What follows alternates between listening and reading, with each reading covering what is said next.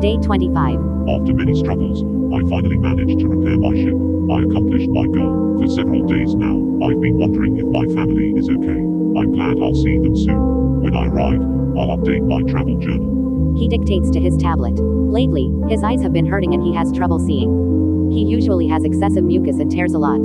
He only assumes it's due to emotion, although he wrote this as a separate note about himself.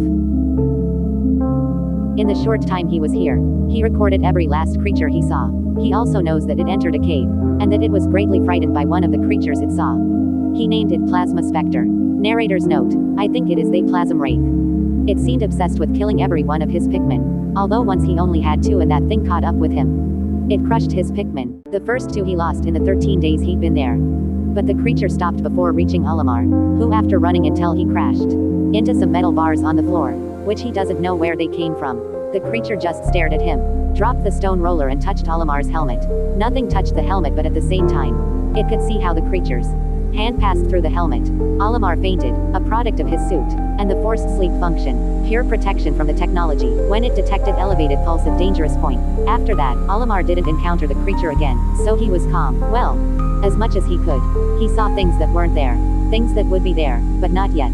He could see where the creatures that seemed to be able to teleport would appear. He could see their weak points. He could even see the Pikmin's weak points, their limbs. The stems glowed faintly, unlike the colorless glow he saw on the creature's weak parts. Are their stems getting stronger? Why? Olimar could only theorize. He recorded his doubts in a few different notes. Merely added, he didn't want to seem crazy. But, he had a theory that this plasma creature gave it that strange ability. Was it divine aid? He doesn't know. He prefers to believe it was. He did what he had to do and said goodbye to his Pikmin.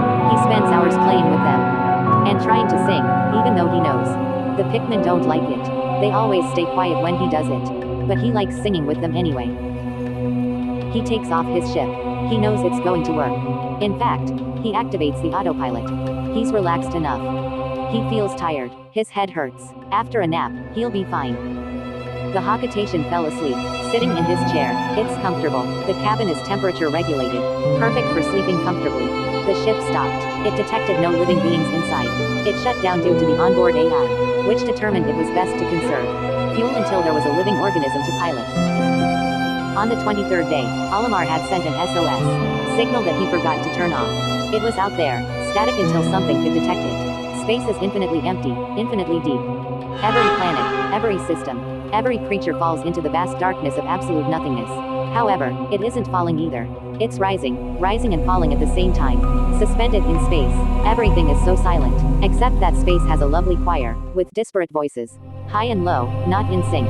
It's lovely because whoever managed to hear it had their eyes opened. Not literally, but rather a fusion of their consciousness and their unconscious. However, they died 2 days later because their body couldn't resist. Their soul ascended to the 4th dimension. Olimar, thanks to the spectrum, gained sufficient hearing. He could and did hear space, noting the beautiful and tuned melody of planet PNF 404. It's beautiful and changes according to the habitat. Ultimately, space is just that. The melody of every last organism, ringing simultaneously, discord and chaos that sometimes synchronize and form a melody. When that happens, a new spectrum is born. A rogue meteorite struck and damaged Olimar's ship. Shortly before the Dolphin shut down its systems completely, it still had some systems active, such as the temperature sensor, as well as other less important ones. The ship lost its propulsion, and part of the cockpit due to the impact. The inert body of the Hawkitation was exposed to the infinite fall and rise, suspended by these forces that repel and attract. However, something that not even they control is that X, horizontal in a meridian plane, Olimar floated to the meteorites that were accumulated near PNF 404. It seems that they are eager to see what happens to the melodious planet. One noticed Olimar, a creature that should not produce a sound, but recognizes the sound of one that was awake. So he thought that the specter's soul was trapped in the meat puppet, so he crashed into it to free it from that way that kept him prisoner.